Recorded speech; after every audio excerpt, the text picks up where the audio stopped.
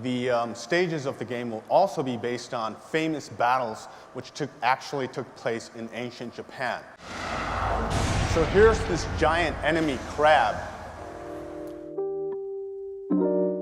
Sony's 2006 E3 conference is kind of iconic, and not in a good way. That was the one where they revealed the PS3's massive price tag, presented it like a boring business conference, showed some fake trailers, and of course it had some one-liners that would immediately become internet memes. It's Ridge Racer!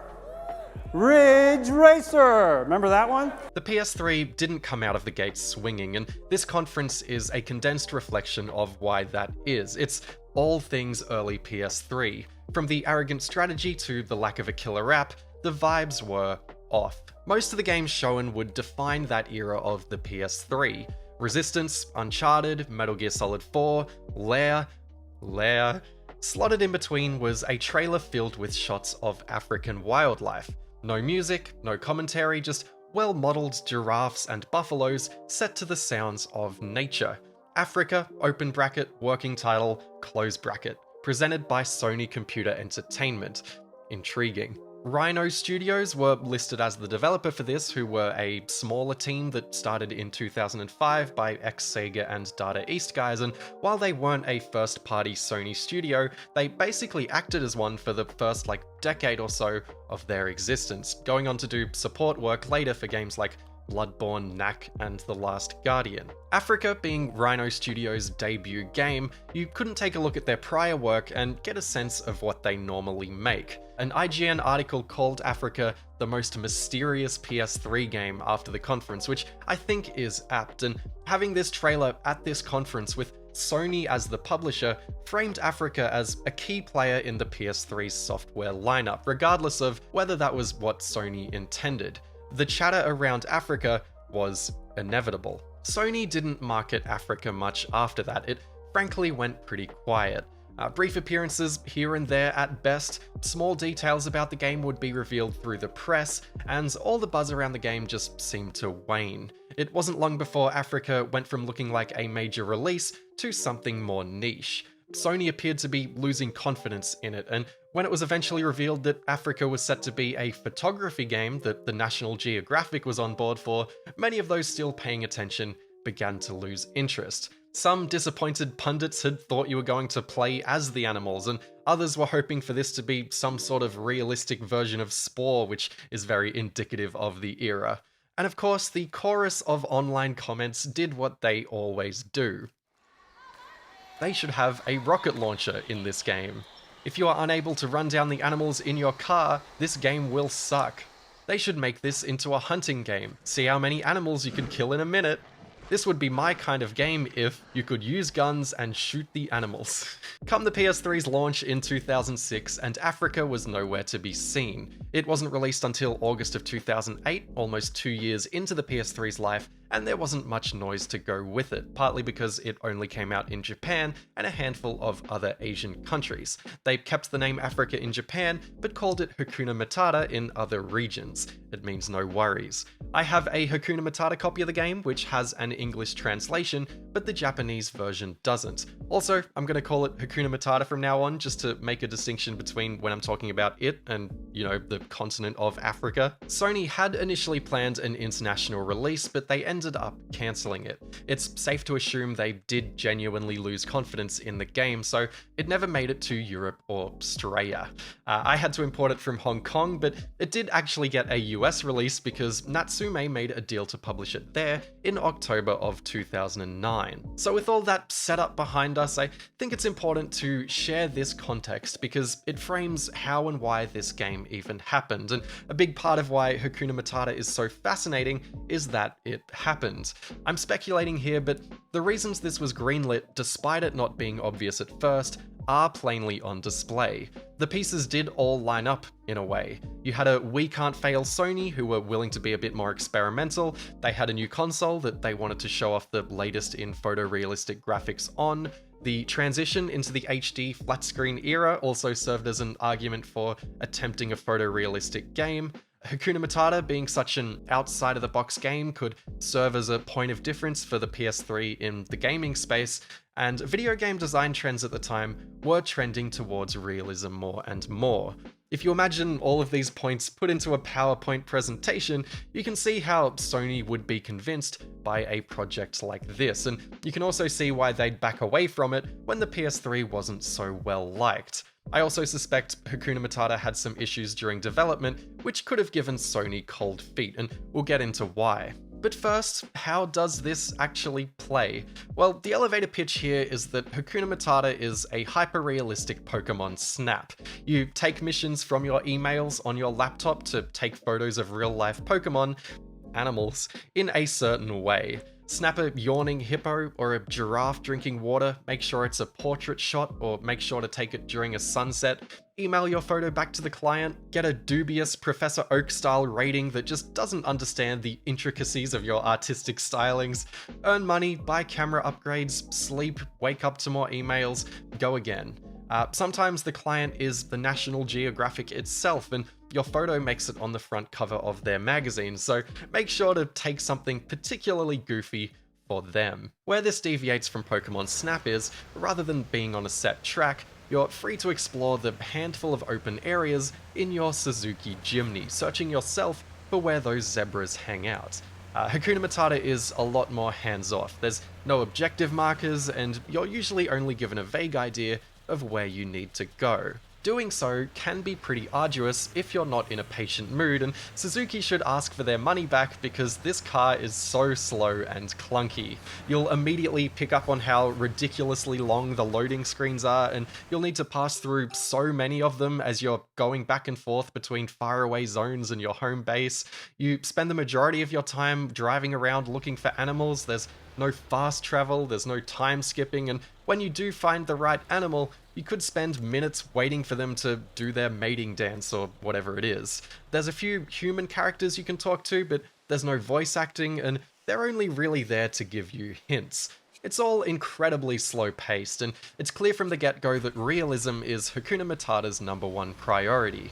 The car you drive is a real car. The National Geographic is a real magazine. You do a lot of work on a laptop with its own UI. The cameras and the lenses that you use are almost all real Sony cameras and lenses that they're very, very happy to cross-promote in this game. And of course, the only fictional camera in this game is the dodgy, blurry starting camera because Sony only makes good cameras, supposedly. The camera menus look and function like simplified versions of their real-life counterparts, which I think is kind of cool, and you can get real granular with it if you like, and worry about, exposure, shutter speed, aperture, that sort of thing. Being an early PS3 game, it uses this 6-axis motion controls. Remember that? Keep your controller still while taking a photo, or it'll come out blurry, and to shoot portrait, turn your controller sideways. Compared to most of the other games that just didn't figure out that 6-axis isn't worth using yet, Hakuna Matata's use of it is at least pretty intuitive. If photography simulation is on one side of the coin, wildlife simulation is on the other. Now, I'm no wildlife biologist, so for all I know this game could be full of factual errors, but there's obvious passion and attention to detail here, as the game seems to really want to teach you about African wildlife. It gives you missions showing you elephants raising their calves and wildebeest migrations. It highlights how timid meerkats are, or how leopards hunt their prey from a tree. It's got that David Attenborough energy. You even automatically log and fill out your own encyclopedia about the animals, where you can find real-life photos and videos of them alongside general information. The word edutainment conjures up bad memories of maths games for kids, but it describes Hakuna Matata pretty well. A far cry from the type of game Sony would normally publish. Not too far a cry from Far Cry 2 though, at least you can shoot the wildlife in the head in Far Cry 2.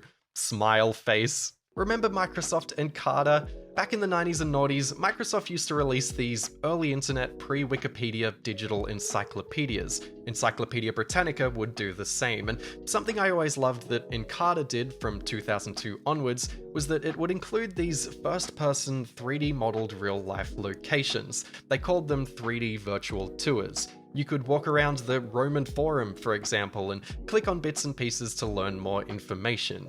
They're super dated now, but they were an immersive and novel way of learning about these places. You get a better sense of place and scale when you can virtually walk around like this. It's a cool use of video game tech. Hakuna Matata shares this same novelty, but with animals. The giraffes feel enormous, and you get a sense of just how massive their calves are. You can see just how many wildebeests migrate together, or how big a flamingo flamboyance can be, which apparently is what they call a colony of flamingos. Where Encarta frames its tours with an easy access trove of information, Hakuna Matata is instead a slow burn video game where you must be patient and observant to learn things. Getting a bit art theory here, so stay with me, but you can draw parallels from Hakuna Matata to the naturalism or realism art movements, works that try their best to reflect real life in art, to show some sort of objective truth, whatever that is.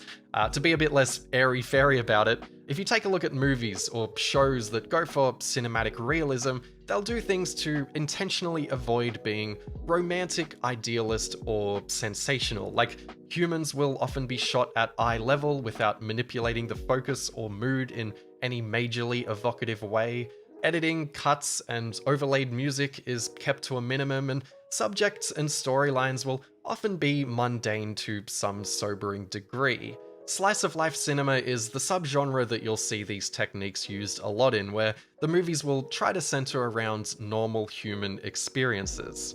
Hakuna Matata does its best to be a slice of life video game depicting the human experience of being a photojournalist in Africa, for better or worse. It depicts the mundane realities of photojournalism, and doing mundane things in a video game rather than watching mundane things in a film is a lot less palatable. If you are in the right relaxed mood for it and you do have a taste for its concept and pace, then it can make the high moments feel even more special. You'll start to keep track of where certain animals like to hang out. Like, for example, I saw a giraffe eating leaves from a tree in passing, and then later I got a mission to snap a close-up of giraffes eating leaves, so I returned to that tree, I climbed up it, I waited minutes for some giraffes to saunter over, and when they finally started munching on them leaves, it was so rewarding. Missions are basically broken up into main quests and side quests, and one time I had a main quest telling me to photograph a group of gazelles, and a side quest telling me to take a photo of a topi. I knew where the gazelles were, but not the topi, so off I went, I snapped some not great gazelle shots, P's get degrees, and then I turned around and saw none other than a single topi walking past. I got all giddy about it. It made me feel like a real wildlife photojournalist lucking out and striking upon the exact shot I needed. Once you get a sense of where most animals hang out, you'll start to map out your runs inside your head. Like, okay, I gotta drive out to the plains to snap some giraffes at sunset as a main mission. I know I can go through the desert and swamp areas to get there, so I'll take some photos along the way for side missions to pass the time while the sun sets. The lack of objective markers and guidance can feel a bit Breath of the Wild-y, which I know is a very cliche thing to do comparing games to Breath of the Wild, but this open design is a bit ahead of its time in that way, as you're sort of left to your own devices and rewarded for curiosity. The breadcrumb feed of new gear, locations, and especially cameras and lenses helps a lot with keeping you going. Night photography, for example, isn't something you can do until you get the gear for it late in the game, and unlocking features like it as you go feels like reward for effort, even if it doesn't make sense from a realist perspective. Like, why we start out with a camera so bad it can't seem to focus on anything, who knows?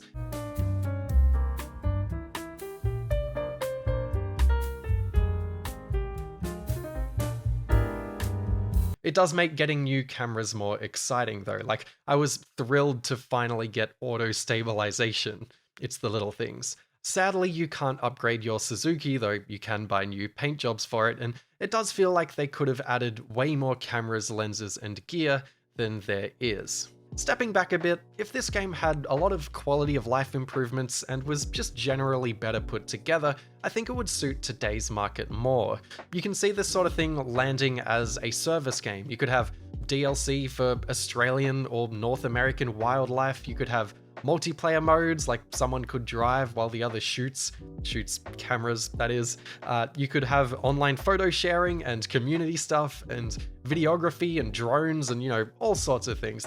There's a lot of scope for a game like this. In fact, this did have an online photo sharing feature, but it was shut down in 2010. When I look at the more recent successes of games like Euro Truck Sim and Microsoft Flight Sim, there's clearly an audience for these sorts of experiences. Microsoft Flight Sim especially is, in a way, a really similar game to Hakuna Matata, only you're learning about piloting and geography instead of photography and wildlife. Sony is apparently trying to make more service games too, so what I'm really saying is Sony should make a Hakuna Matata 2. It'll be a hit this time, I promise. Maybe. But sadly, to pull the rug out from under it all, Hakuna Matata is unfortunately very, very flawed. For one, it's hard to be immersed in its realism when the loading screens and frame rate are this awful.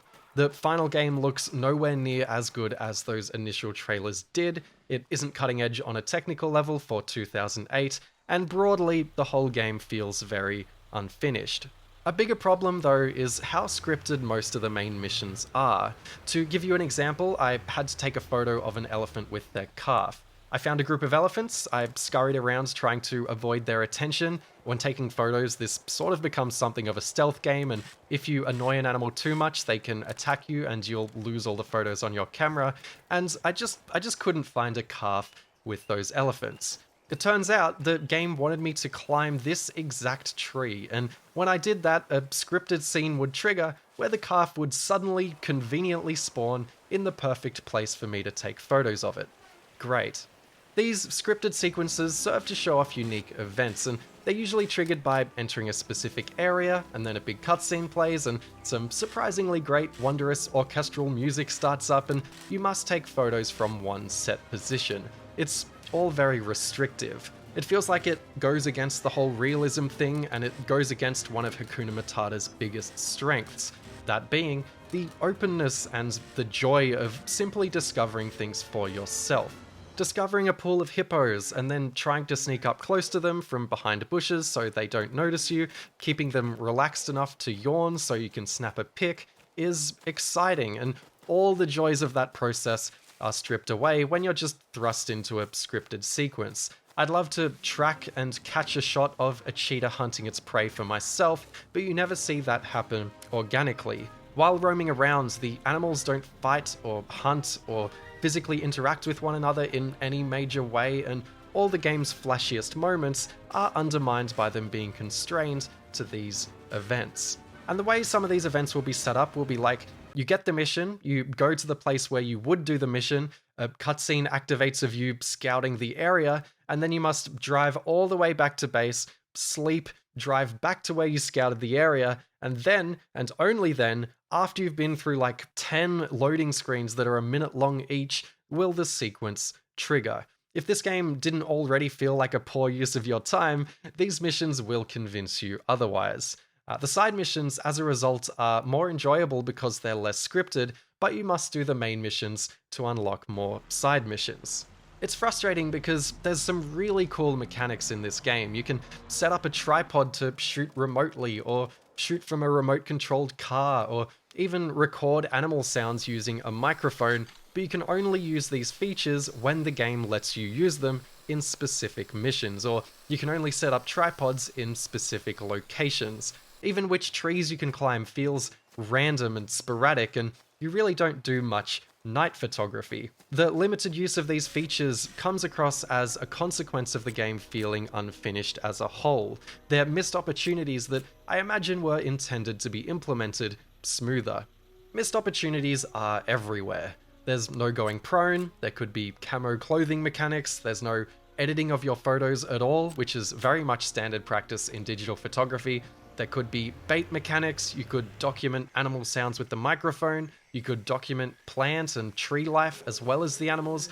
I could go on. I spent a lot of my time playing this game thinking about all the cool things it could be doing, but just doesn't do. For a game that's already asking a lot of your patience, its limitations look even more egregious. I found myself playing bits and pieces of Hakuna Matata before bed. It served me as an ultra laid-back, wind-down game, and as a podcast game, and I still enjoyed my time with it in that way, especially once I started playing it in small bursts rather than, trying to blast through it for this video. There's collectathon-esque joys to be had filling out your encyclopedia, and the highs here can be very high, but I wouldn't have played nearly as much of it as I did if I wasn't making this video. As much as I admire it, Hakuna Matata is ultimately too irritating a game to play.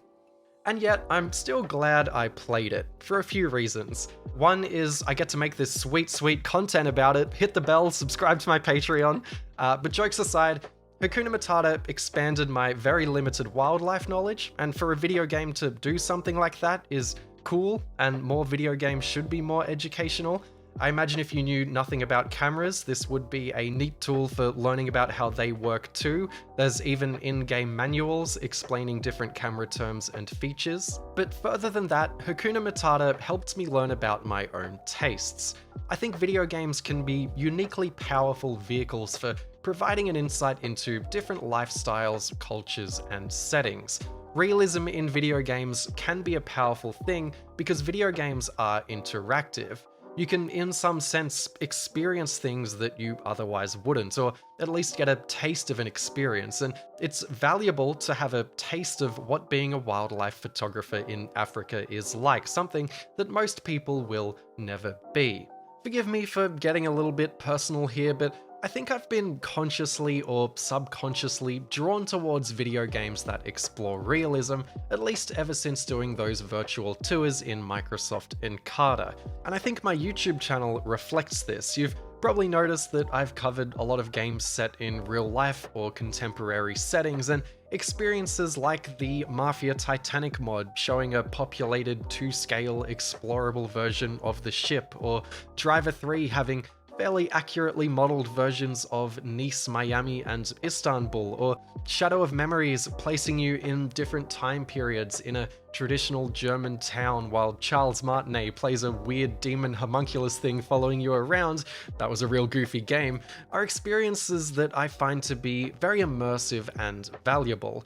I called Pentiment my game of the year last year partly because it placed me in and taught me so much about its historic setting. So without turning this video into even more of an overly personal ode to video game realism, I'll wrap up by saying that Hakuna Matata is far better in concept than it is in execution, but as big budget video games have homogenized more and more into a boardroom designed engagement measured blob, Hakuna Matata reflects a time when Sony were more experimental and innovative with their games, and it serves as an example of something special that video games can be.